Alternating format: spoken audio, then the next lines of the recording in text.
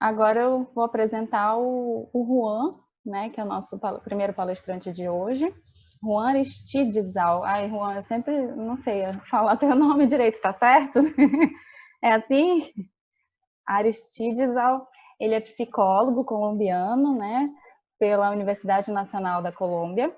É especialista em psicologia clínica e desenvolvimento infantil da Universidade El Bosque, mestrando em neurociência e comportamento pela Universidade Federal do Pará e com certificação para atuar em neurofeedback como profissional Brain Trainer pela Brain Trainer International. É isso? Então, Juan, seja bem-vindo, né? Pode começar a sua palestra sobre ferramentas de biofeedback cardíaco para o suporte psicológico e emocional dos profissionais de saúde da linha de frente ao combate do Covid. Bom dia, muito obrigado pelo convite. Eu fico muito grato de sempre poder compartilhar um pouco desse trabalho que é com biofeedback, neurofeedback. É um trabalho que é pouco conhecido, mas na verdade, na minha opinião, é um trabalho que vai ajudar muito e que quase que está revolucionando um pouco os trabalhos terapêuticos de muitas pessoas em termos gerais. Tá? Agradeço muito pelo convite.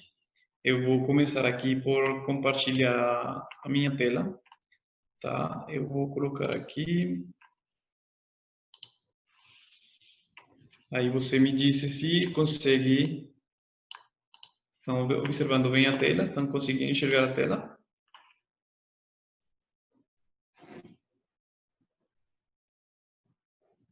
Sim, Juan, tudo ok. Perfeito. Acho que ela está com um pouquinho de delay, se não me engano.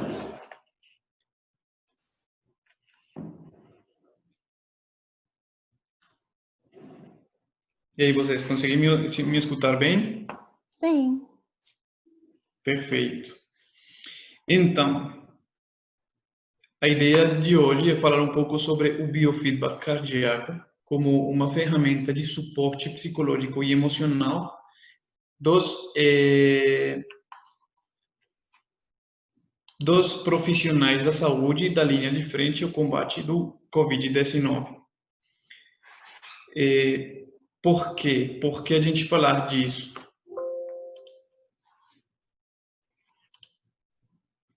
Por que é importante falar disso? Sim. Já várias pesquisas têm mostrado que durante e depois das diferentes pandemias que temos enfrentado, sim, SARS, H1N1, ébola, etc., etc., existe um maior número de pessoas que sofrem de dificuldades, de problemas de saúde mental, que tende a ter um maior número de pessoas que sofrem de saúde mental, problemas de saúde mental, mais do que as pessoas que foram realmente afetadas pelas doenças em si mesmas. Isso significa que aumenta enorme o número de pessoas com ansiedade, com depressão, com transtornos obsessivos, até com transtornos de estresse pós-traumático. Isso se observa em termos bem gerais, tipo, eu no meu consultório também tive um aumento de pessoas que estão apresentando e que aumentaram suas dificuldades por conta dessa situação da pandemia. Mesmo pessoas que não sofreram da doença, sim? E por que agora a gente falar especificamente de profissionais da saúde? Porque eles são quem mais estão sob fontes de pressão e de estresse, seja porque não tem elementos de proteção de pessoal, seja porque tem o cuidado de muitos pacientes, a morte dos seus pacientes, o medo de se infectar, o medo de infectar outras pessoas pela doença. Então, os profissionais de saúde agora são as pessoas que mais estão sofrendo e que mais podem começar a ter dificuldades emocionais produto dessa situação e não somente de ansiedade, também de estresse pós-traumático pelo estresse repetitivo, crônico e agudo que estão passando durante esta época. Mas a gente aí tem que dizer, mas o que é o estresse? Sim? O estresse é um termo que foi emprestado da física. Em inglês, no português, ele significa tensão ou pressão, e é um termo emprestado da física que significa a tensão ou desgaste aos que são expostos os materiais por estímulos externos. Já desde 1915 começaram a fazer-se estudos sistemáticos sobre o estresse e os efeitos que ele tem nas pessoas. Walter Cannon, ele fez uma compilação bem sistemática sobre as respostas viscerais adaptativas que as pessoas sofrem sobre situações de estresse. Então, fome, frio, calor, exercício constante, fortes emoções. E ele reconheceu que das nossas respostas fisiológicas, tem umas que se intensificam, mas tem outras que são totalmente interrompidas. Ou seja, as respostas adaptativas desses estímulos geram o aumento de umas funções fisiológicas e a diminuição de outras. Desde essa época já começou a se falar um pouco sobre respostas de luta ou fuga, sim, respostas do sistema nervoso autônomo, do sistema de respostas quase que automáticas, que ajudam o corpo para se adaptar e responder de forma adaptativa e adequada diante de situações que são estressantes e ou ameaçantes, sim? Esse sistema é controlado pelo nosso sistema nervoso autônomo, que ele, a sua vez, vamos pensar nele como que tem duas divisões, sim? Vamos focar nessas duas divisões especificamente, que são uma divisão simpática e uma divisão parasimpática. Essa divisão simpática, a partir do seu subsistema simpático, ele está mais encarregado por aumentar as respostas fisiológicas e gerar uma resposta mais adaptativa diante de situações de ameaça, sim? Diante de situações de perigo, seja real, potencial ou imaginário. Essas respostas são o aceleramento dos batimentos cardíacos, o aceleramento da respiração, aumento da sudoração, inibição da digestão, sim? O bombeio de sangue para os músculos. Em termos gerais, o objetivo deste sistema é preparar o corpo para lutar ou para fugir, sim? Para responder. Por outro lado, temos o outro subsistema, que é o subsistema parasimpático, que ele faz quase que o contrário, sim? Ele desacelera o coração, ele desacelera a respiração, ele estimula a digestão, sim? Estimula o sistema imunológico. E, em termos gerais, o que ele pretende, o parasimpático pretende é voltar o corpo a estados de repouso, a estados de basais normais. Este aqui é uma gráfica dos dois, meio que os nervos que saem do nosso sistema nervoso. E este em azul são os nervos que ativam o sistema nervoso simpático, e em verde são aqueles do sistema nervoso parasimpático. Então, dá para observar que os dois inervam os mesmos órgãos, sim? Os dois chegam aos olhos, os dois chegam ao coração, os dois chegam ao estômago, aos rins, etc. Mas eles se mantêm em constante estado de equilíbrio, ou a ideia geral é que eles se mantenham em constante estado de equilíbrio, ou seja, eles trabalham de forma paralela e cada segundo estão enviando sinais para o coração, para o corpo em geral, para gerar esse equilíbrio, para aumentar a atividade e para diminuir a atividade. Isso é um exercício constante, cada segundo isso está acontecendo. E aqui a gente fala muito sobre o termo que é a homeóstase, sim? Que é a habilidade que tem os órgãos, os sistemas fisiológicos em geral, para se manter nesse jogo de equilíbrio dinâmico, sim? No qual estão se ativando às vezes um, ativando às vezes o outro, mas em termos gerais se fala de um equilíbrio, tá?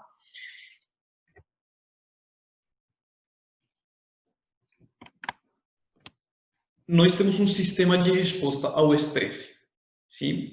Nosso cérebro, que é nosso centro de controle, ele tem estruturas que são capazes de, detectar os eventos e interpretar as ameaças reais ou potenciais, sim? Tipo, ele saber o que está acontecendo fora de mim que pode ser perigoso para mim.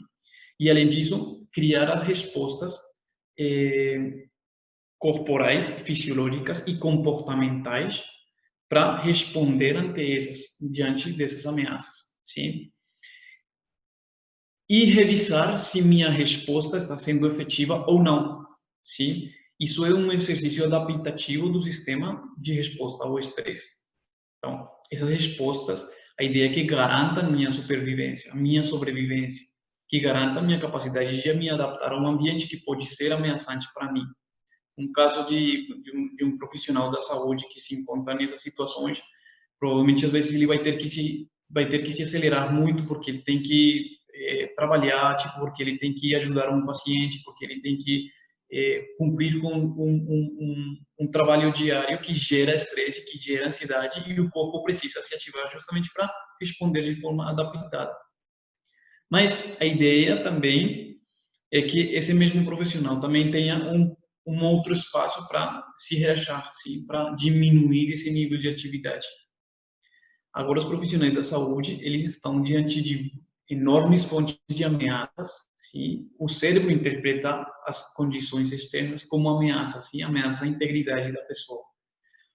E ameaças físicas à sua saúde, ameaças sociais, de pressão social, ameaças emocionais, sim, perigos emocionais de que morte de pacientes, doenças de parentes, ameaças à sua autoestima, à sua autoconfiança, à sua autoeficácia.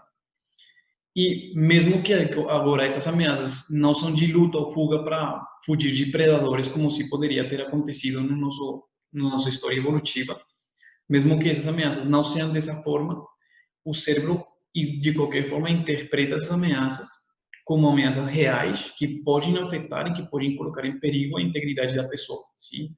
A autoestima, a saúde física, a saúde emocional. Então, o cérebro interpreta esses sinais e gera respostas de sistemas de respostas do estresse. Não vou me deter muito aqui, em termos gerais.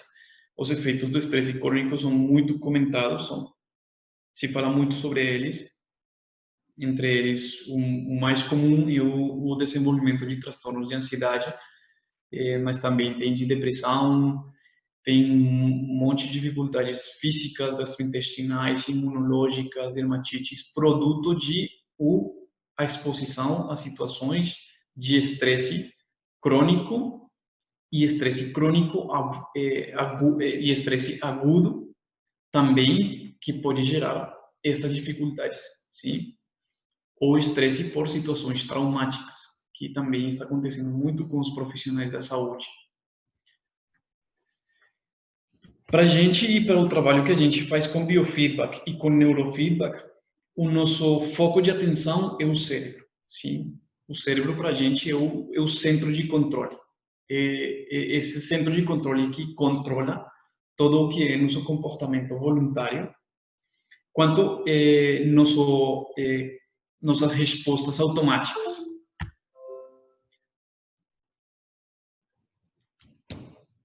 Como nossas respostas automáticas.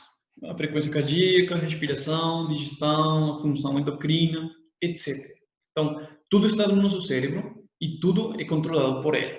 Claro, ele distribui um pouco das suas tarefas em outros órgãos, em outras fontes, como as outras glândulas, etc. Mas, em si, o centro de controle está no cérebro. E ele é nosso foco de atenção. Vou pedir para vocês fazer um exercício muito simples. Eu vou colocar uma imagem justo agora e eu quero que vocês olhem para a imagem e tentem memorizar a maior quantidade de elementos possíveis. Sim? Eu vou deixar essa imagem 5 segundos e vou voltar de novo para este slide.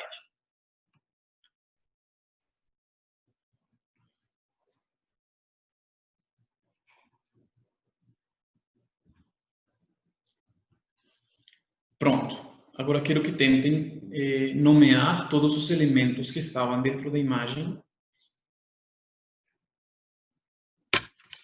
É bem provável que muitos de vocês, muitas das pessoas que vão observar esse slide, não lembrem de todas as imagens, de todos os elementos que estavam dentro dessa imagem.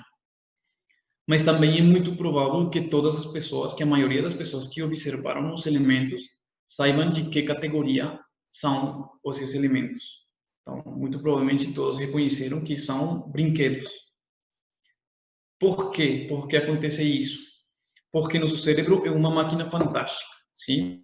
Mas ele tem recursos limitados. Ele não consegue lidar com enormes quantidades de informação sem criar estratégias para poder lidar com essa informação e poder reagir e responder de forma adaptada. Então, o cérebro rapidamente cria a categoria brinquedos e coloca todos esses desenhos, todos os elementos dentro de uma categoria, e essa estratégia é funcional, serve para ele saber de que era a imagem, mas não tem tantos recursos, nem tem de forma consciente tantos recursos para reconhecer todas as imagens ou todos os elementos que estão contidos nessa imagem. O mesmo acontece com os hábitos. Da mesma forma funcionam os hábitos. Os hábitos são estratégias que criam no cérebro para lidar com enormes quantidades de informação. Atividades que nós fazemos todos os dias e que a gente repete todos os dias, o cérebro começa a aprendê-las e a fortalecer essas conexões para virar essas atividades e esses comportamentos habituais, para que eles sejam automáticos. Então, quando a gente repete o mesmo comportamento, a gente fortalece redes neurais e cria hábitos cerebrais. Assim como a gente tem hábitos do comportamento, o cérebro também cria hábitos para se comportar, para responder diante de estímulos externos ou internos também. Então, os hábitos são estratégias para otimizar recursos.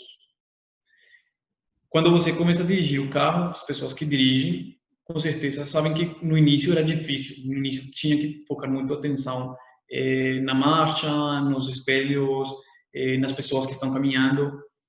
E provavelmente essas pessoas no início, quando começaram, depois de um tempo sentiram que era bem cansativo e era esgotador fazer esse comportamento de dirigir.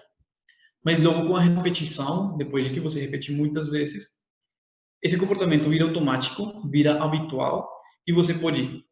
Tem pessoas que olham para o celular, falam com outra pessoa, até respondem ligações ao mesmo tempo que estão dirigindo, porque já conseguem distribuir melhor seus recursos, pois a atividade de dirigir virou uma atividade automática. Assim como o hábito de dirigir é uma resposta automática habitual, nossas respostas emocionais também são respostas habituais.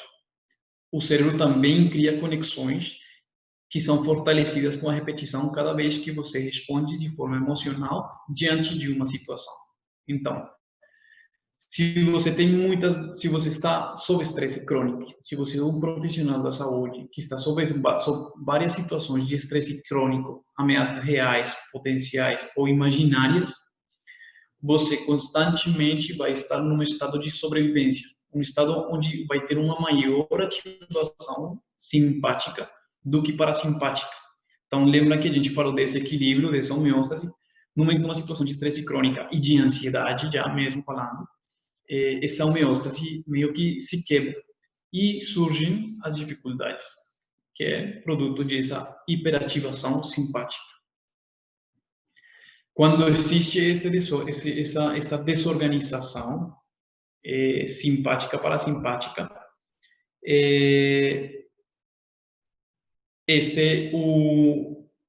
o cérebro e o corpo enviam sinais meio que desorganizados, sim? O cérebro pode meio que de forma consciente entender que você está numa situação tranquila, mas o corpo, pela costume e pelo hábito, pode já responder, esse sistema automático pode já responder como se você estivesse sob ameaça. Isso acontece muito com estresse pós-traumático. Que uma pessoa sofre uma situação de estresse e mesmo que a pessoa já saiu dessa situação, mesmo que a pessoa já saiu desse trauma e está em outra situação, está em casa, está anos depois, o sistema nervoso autônomo continua reagindo como se a pessoa estivesse dentro da situação traumática. Isso é um sinal desorganizado. Isso é a gente que trabalha com biofeedback reconhece como incoerência, no qual o coração, o corpo e o cérebro estão enviando sinais incoerentes um para o outro. Mas então, o que tem tudo isso a ver com biofeedback? Biofeedback, em termos gerais, é uma ferramenta que ajuda o corpo para voltar e recuperar esse equilíbrio simpático e parasimpático. Como funciona? Em termos bem gerais, as ferramentas de biofeedback, elas captam informação fisiológica, dos sinais fisiológicos do corpo, seja da tensão muscular, seja da atividade neural, que seria, no caso, neurofeedback, seja da atividade respiratória, da atividade cardíaca. E o ideal é captar esses sinais e oferecer para a pessoa um feedback sobre os mesmos. Então, é como uma pessoa que vai para a academia. Você vai para a academia, faz os exercícios meio que olhando para o espelho, e o espelho funciona como o feedback para saber se você está fazendo o exercício certo. Sim? Se você está torto para um lado, ou se está fazendo mais força com um lado, com um braço, do que com o outro. Em termos bem gerais, a ideia do feedback é essa mesmo, saber se você está fazendo a atividade de forma certa. Com biofeedback funciona igual.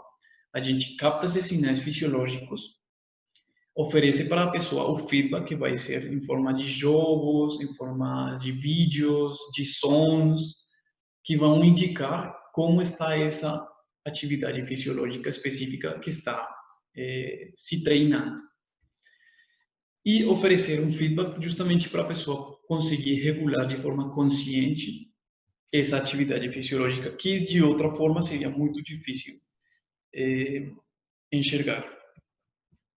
Então, por que são importantes essas medidas objetivas? O exemplo é muito claro. Se um filho que está com febre, se a mãe encosta a mão na testa dele, pode até tentar saber se tem febre ou não. Mas depende muito também das condições da mãe, não só das condições da criança. Então, se a mãe, sei lá, ou o pai estava lavando a louça e quando chegou, encostou a mão na testa do filho, pode ser que ele sinta uma maior mudança da temperatura do que real. Então, as medidas objetivas do feedback, do biofeedback, são importantes porque elas permitem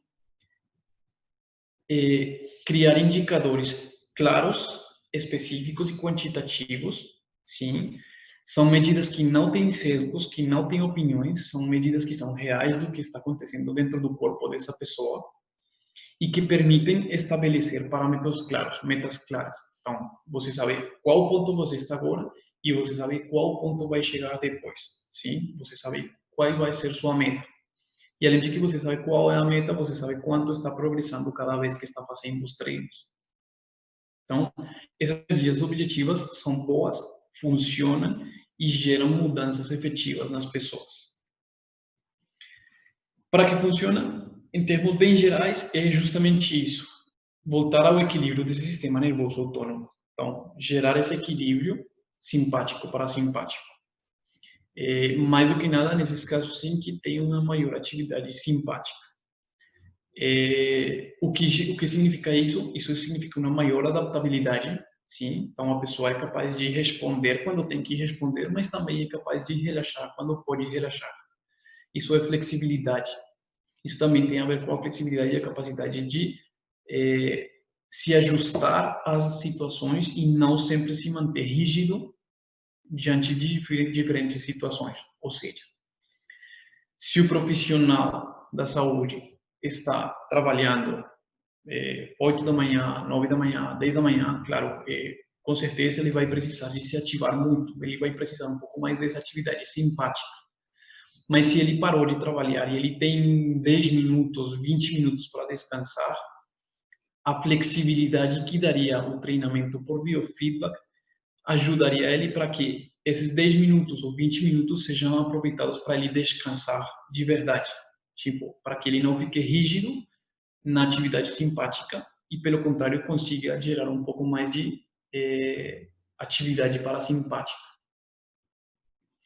Isso reflete num termo que é muito importante, que também a gente tomou da física, que é a resiliência.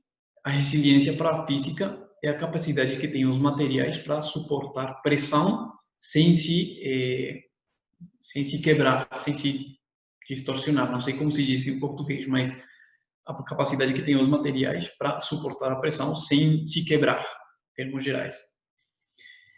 Basicamente, as ferramentas de biofeedback ajudam a pessoa a ser bem mais flexível, ajudam esse sistema fisiológico a ser bem mais flexível e aumentar a sua resiliência, aumentar a sua capacidade de suportar a pressão. Especificamente do que a gente quer falar e que estamos indo bem mais, cada vez pontos mais específicos, é ao biofeedback cardíaco. Existem, como eu já falei, diferentes formas de biofeedback, da musculatura, do sistema digestivo, da respiração, sudoração, etc. Mas especificamente, hoje vamos falar desse biofeedback cardíaco. Sim? Como a gente já sabe, em estados em estados psicológicos alterados de estresse, se gera um desequilíbrio do sistema nervoso. Um exemplo claro é o burnout, o transtorno, o estresse pós-traumático. E esse desequilíbrio fisiológico, esse desequilíbrio do sistema nervoso, tem um impacto enorme na frequência cardíaca e principalmente na variação da frequência cardíaca. O que significa isso? O coração, um coração saudável, o coração de uma pessoa saudável, estamos falando de uma pessoa que não tem dificuldade do coração. O coração de uma pessoa saudável não é um metrônomo. Ele não funciona como um metrônomo de forma rítmica. Ele, bem pelo contrário, ele varia. Ele às vezes anda um pouquinho mais rápido, às vezes anda um pouquinho mais lento, e essas variações ocorrem a cada batimento, cada segundo. Todo o tempo o coração está acelerando e diminuindo sua velocidade. E esse aumentar e diminuir sua velocidade é o que a gente conhece como a variabilidade da frequência cardíaca, que é a variação dos intervalos entre cada batimento. Sim? Então, entre esses dois batimentos que temos aí na imagem, a gente observa que entre um e outro, entre o primeiro batimento, temos 859 milissegundos, mas entre o segundo e o terceiro, temos 793 milissegundos. Isso é variabilidade. Aí está variando o batimento cardíaco entre cada um dos batimentos. Em corações saudáveis, em corações de pessoas saudáveis, a variabilidade é um indicador ótimo de estabilidade. Sim? E é um dos indicadores mais conhecidos e mais importantes para avaliar a atividade do sistema nervoso autônomo. Sim? Quanto esse sistema nervoso está sendo equilibrado, quanto ele está ou quanto ele está desequilibrado. Se você vai caminhando pela rua e aparece um urso, tá bem? Não na rua, no bosque, aparece um urso, com certeza a frequência cardíaca vai subir, com certeza a frequência respiratória vai subir, com certeza a sudoração vai aumentar e seu corpo vai se preparar para lutar, para sobreviver, né? Mas se sobe a frequência cardíaca, diretamente a variabilidade da frequência diminui. Por quê? Porque o coração tem menos capacidade de diminuir, de aumentar o ritmo, aumentar o tempo entre os batimentos. Pelo contrário, o que ele faz é reduzir o tempo entre cada batimento, diminuindo diretamente a variabilidade da frequência cardíaca. Então, este é um indicador que se utiliza muito nos estudos, muito na ciência, que aporta informação sobre a capacidade que tem a pessoa para se adaptar ao estresse físico ou psicológico.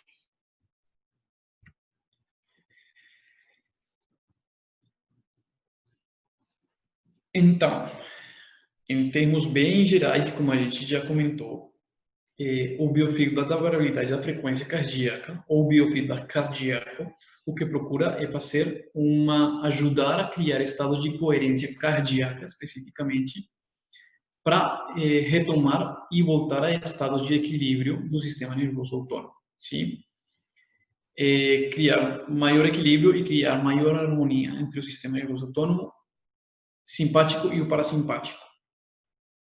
Agora, é possível criar coerência? Sim, é possível. Já sabemos que com biofeedback são ferramentas que ajudam a criar essa coerência.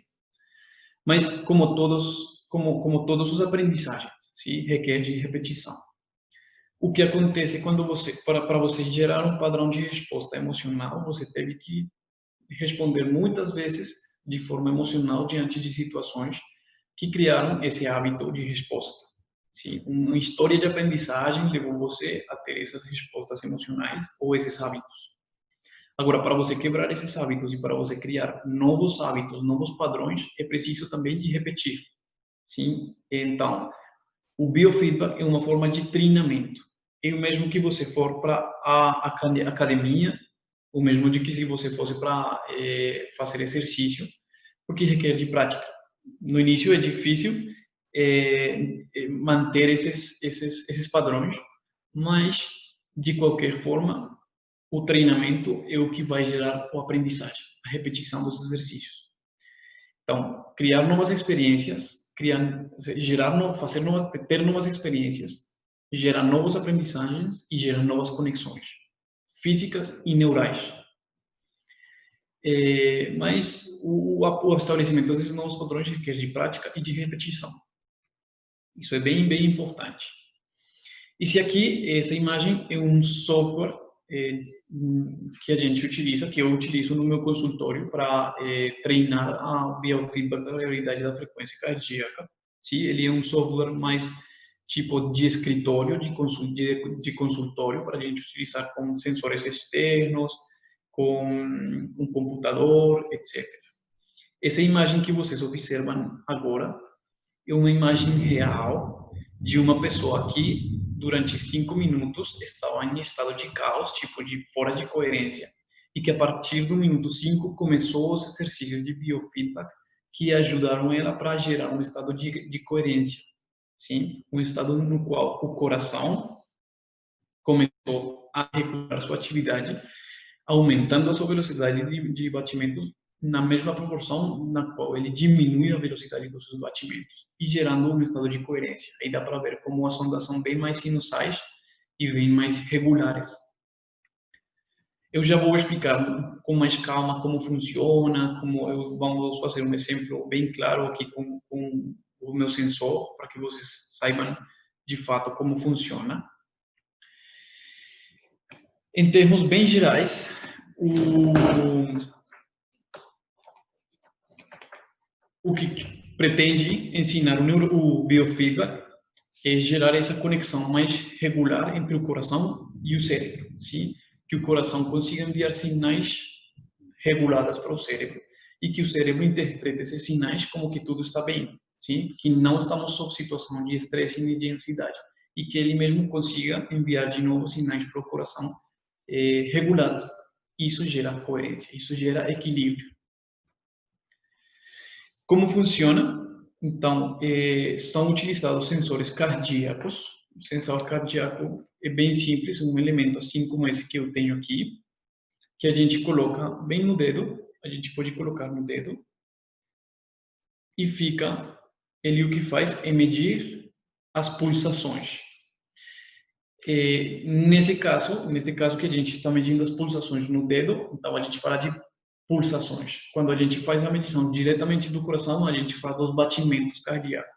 Mas a medição sobre as pulsações é um indicador bem efetivo também de medida da variabilidade da frequência cardíaca. Então, com esse elemento, o que a gente está fazendo é medir a frequência cardíaca e gerar atividades de treino que reequilibrem a atividade, o sistema nervoso autônomo. o mecanismo ativo e o que a pessoa vai fazer durante uma situação de treino de biofeedback cardíaco, basicamente é um exercício de respiração e uma respiração prolongada. O que a pessoa vai fazer é respirar, inalar por 4 segundos. Sim? A pessoa tem que ficar bem confortável.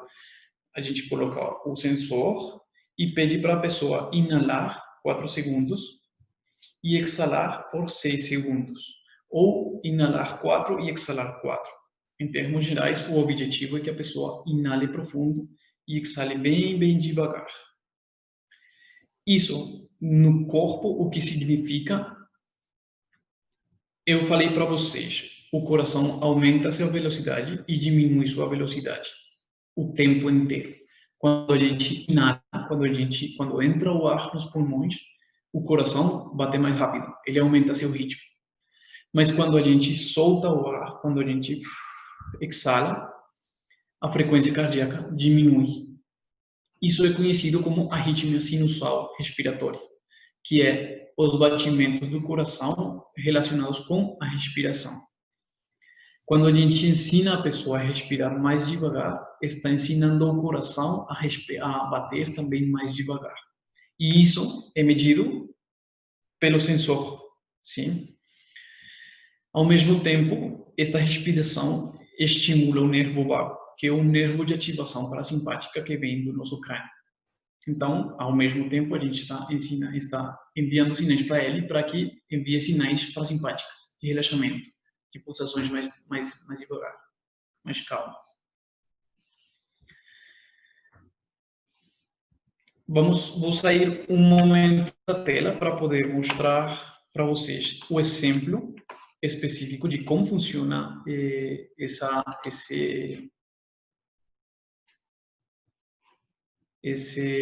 o biofeedback.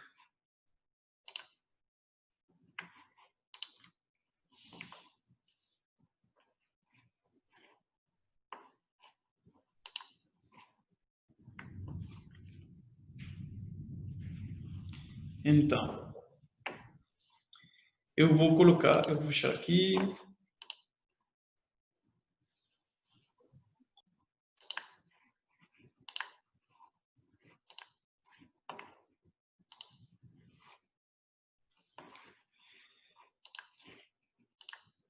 Por enquanto, vou deixar a tela. Eu estou agora com o sensor no meu dedo.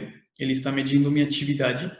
Ele está avaliando minhas pulsações neste momento. Este software, o que faz, em termos bem gerais, é medir as pulsações e medir essas variações da frequência. Sim? Está medindo quanto aumenta, quanto diminui, quanto muda. Ele tem um barulhinho, ele tem uma musiquinha que a gente pode tirar. E se eu deixo ele por mais tempo, vai dar para observar que a minha mudança e que a minha variabilidade da frequência cardíaca é meio que desorganizada. Sim? Ela aumenta muito, diminui muito, sobe, desce, sim, mas não é de uma forma organizada. O treino, o objetivo desse treino é que seja bem repetido, a pessoa tem que fazer os exercícios várias vezes, são exercícios de respiração, que todo mundo conhece, que todo mundo já tem escutado alguma vez, pelo menos nos filmes, que a pessoa fala, olha, respira, te acalma, respira profundo, solta o ar, sim? São exercícios que, no final das contas, o que estão fazendo é relaxando o sistema nervoso. Sim, estão acalmando esse sistema nervoso. Neste momento, aí vocês podem observar que os batimentos mudam, que sobem, descem, etc. Mas eu vou tomar só um minuto para fazer o exercício da respiração acompanhado por este sensor, por este flutuador daqui da esquerda, tá? Este flutuador, ele me indica o ritmo de respiração que eu devo ter para alcançar esse estado de coerência. Então, vou tomar só um minutinho para respirar.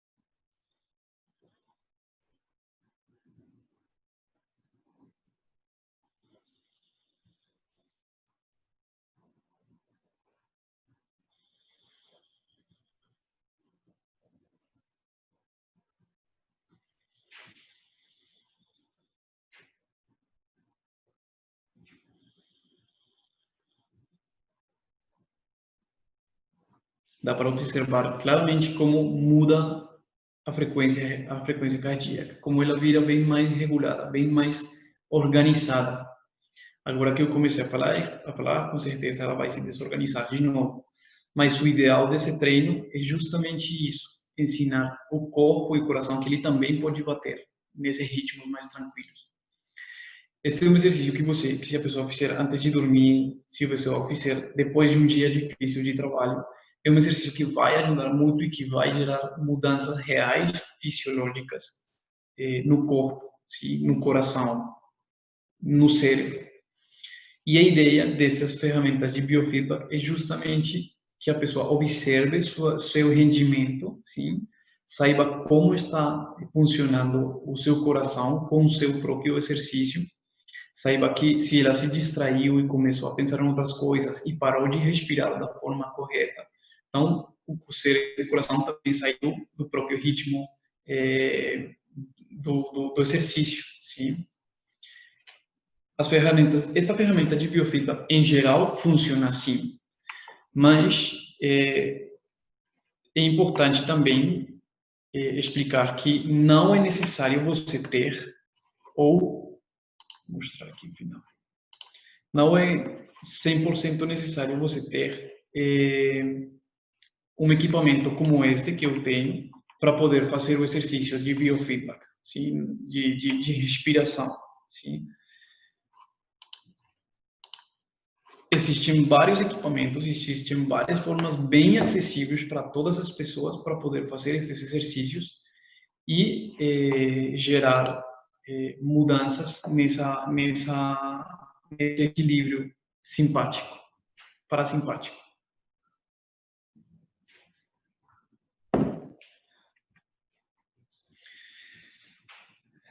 Vocês já viram como funciona, como começa a mudar a frequência cardíaca e como ela vira bem mais organizada.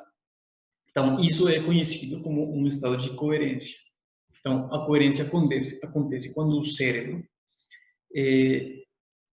unifica e sincroniza o seu funcionamento entre as respostas autonômicas e o comportamento. Então, o cérebro começa a responder baseado no que está acontecendo com o coração. Então, o coração está funcionando de forma regular, então o cérebro também começa a se relaxar. O cérebro também começa a soltar neurotransmissores e a enviar sinais para o corpo em geral, indicando que tudo está bem, que tudo está tranquilo. Até ele pode começar a enviar sinais para o corpo, indicando que pode dormir, sim? Então, o pensamento fica mais calmo, muito mais organizado, se regula o sistema cardíaco, o respiratório, o endocrino, o digestivo, sim? Então, o comportamento em termos bem gerais e as respostas ao estresse viram bem mais adaptadas, bem mais eficientes, sim? Eficientes diante das exigências do ambiente. Os efeitos em termos bem gerais do biofeedback é diminuir a ansiedade, diminui a depressão, melhora muito o sono. Tipo, estas são coisas que a gente encontra na literatura, sim, mas são coisas que eu, por exemplo, no meu trabalho observo todo o tempo todo, sim. Pacientes que melhoram o sono, pacientes que diminuem a depressão, que melhoram as funções cognitivas, pois o cérebro está com mais oxigênio, tipo, você respirando melhor, o cérebro e o corpo inteiro, em geral, tem mais oxigênio. Diminui a pressão sanguínea. Também tem pesquisas que falam que diminuem doenças cardiovasculares.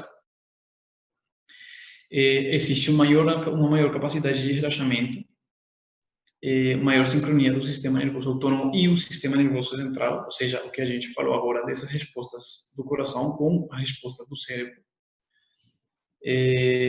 Maior adaptabilidade e regulação do sistema digestivo, endocrino, respiratório, cardíaco, reprodutor.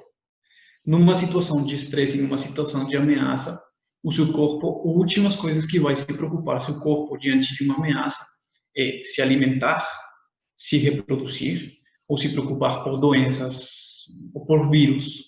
Então, em situações de estresse, as pessoas, esses outros sistemas, o digestivo, o reprodutor, imunológico, são sistemas que começam a suprimir sua atividade, porque eles têm que deixar os recursos para os outros sistemas que precisam mais urgência, que é aumentar a frequência cardíaca, tudo que a gente já falou.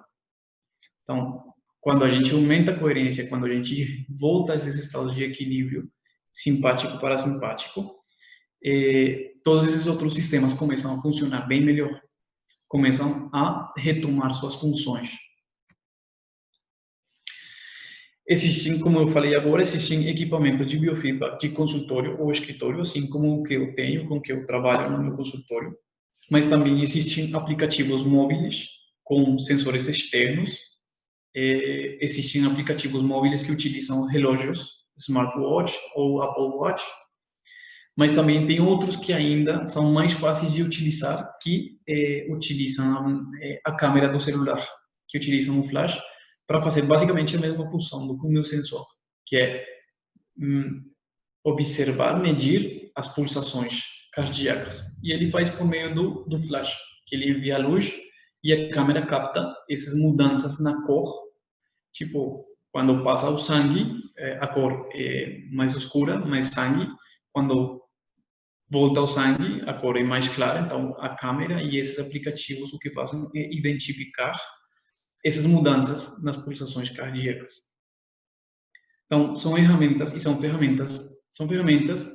e tarefas muito simples, de muito fácil acesso e que podem fazer qualquer pessoa em qualquer momento. Profissionais da saúde podem 10 minutos de descanso e começar a fazer essas atividades que ajudem a voltar ao estado de repouso mais rápido. Igual, se a pessoa não tem como adquirir esses equipamentos, a pessoa pode fazer exercícios de respiração diafragmática que efetivamente geram essas mudanças fisiológicas. Claro, a pessoa não vai receber feedback, não vai ter essa ferramenta de biofeedback, mas, de qualquer forma, exercícios de respiração diafragmática, 5, 10 minutos por dia, 3 vezes por dia, são exercícios que ajudam. Existem sites que têm esse ritmo de respiração, que ajudam, sim, aplicativos móveis igual que tem exercício de respiração por tempos. E também o importante é repetir muito a atividade, né? Então, utilizar lembretes, utilizar formas para saber que você tem que repetir o exercício, sim? E de fato repetir o exercício. Isso vai ajudar, isso gera mudanças fisiológicas. Já tem muitas pesquisas que mostram isso. Já se conhecem muitos resultados positivos do exercício e que, de fato, gera mudanças e ajuda a aumentar o equilíbrio, esse equilíbrio simpático e parasimpático. Tá pronto. Muito obrigado, espero que tenha gostado da palestra.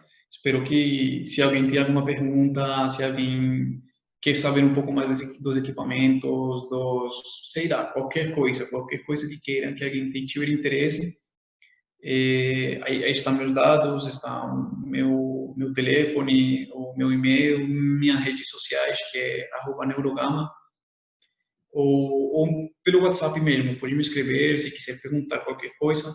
Acho que agora a gente vai passar para uns minutos de perguntas.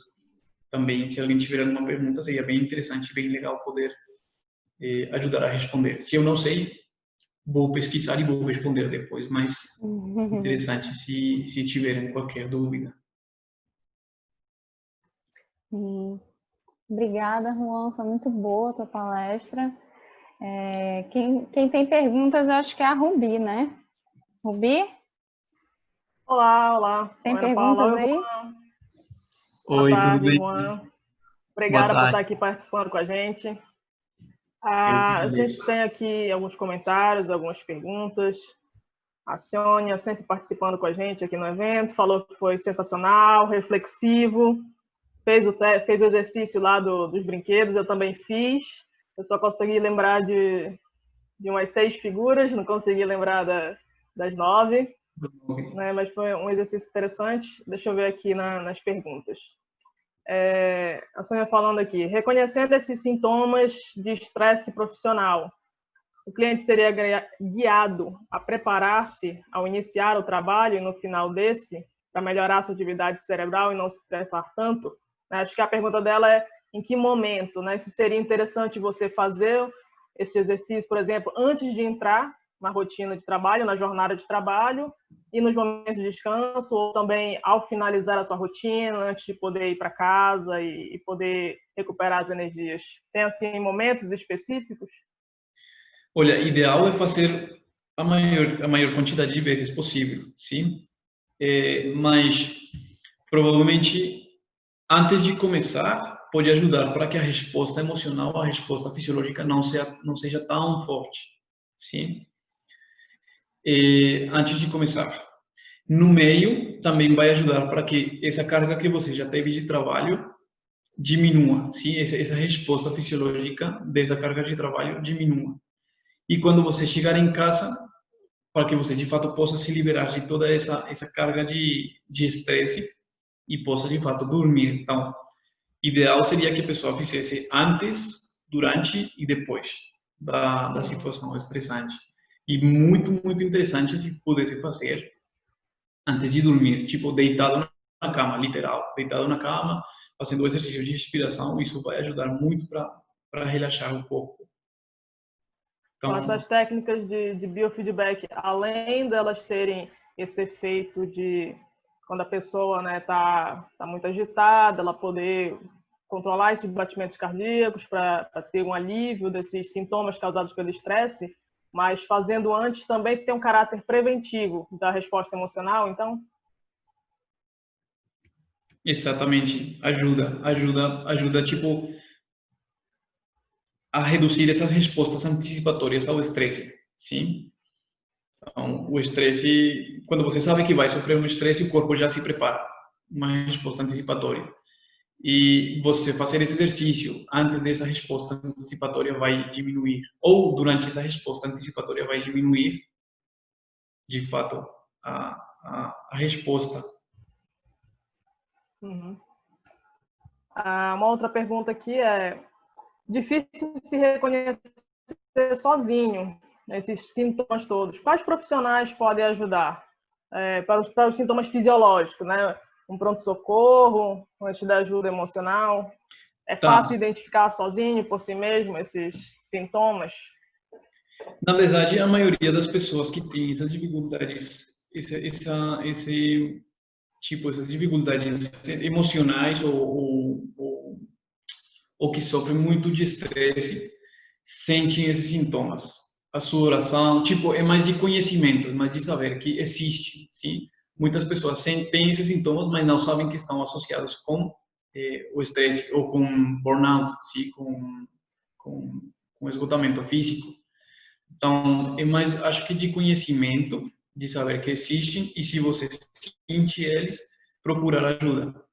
Geralmente eles estão associados a dificuldades para dormir, sim, pensamentos repetitivos, pensamento acelerado. Então, essas respostas, mesmo que são físicas, também tem uma resposta comportamental, né? Comportamental e cognitiva. Então, pernas inquietas, a pessoa que como se diz, que morde as unhas, come unhas.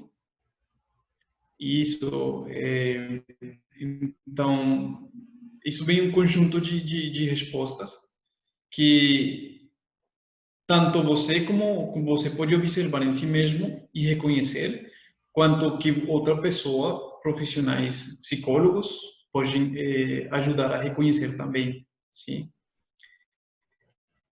Como eu falei, são ferramentas não terapêuticas individuais, elas são ferramentas de suporte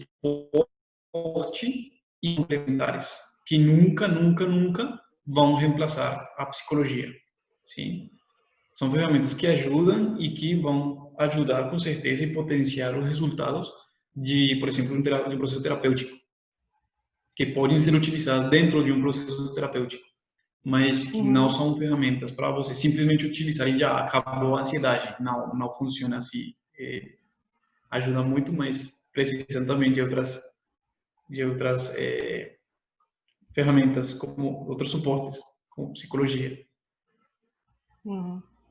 infelizmente, não é uma solução mágica, né, para o combate da ansiedade, dos efeitos do estresse. É uma ferramenta que propicia ali um alívio imediato e nesse contexto, né, que a gente está pensando aí do altíssimo estresse que os profissionais de linha de frente da atuação em saúde tiveram que enfrentar, realmente são situações que exigem uma intervenção mais direta e que possa trazer o alívio mais imediato ali naquelas circunstâncias, né, de diminuir esse quadro de sintomas o mais rápido possível. Agora, é claro que o que desencadeia isso, além da situação em si, que é estressante, cada pessoa tem toda a sua história de vida, né, tem toda a sua constituição, e que não é o exercício que vai lidar com essa complexidade toda, ela vai lidar ali naquele momento, mas de qualquer forma eu diria que é uma ferramenta de extrema importância, né, de se difundir o uso dela,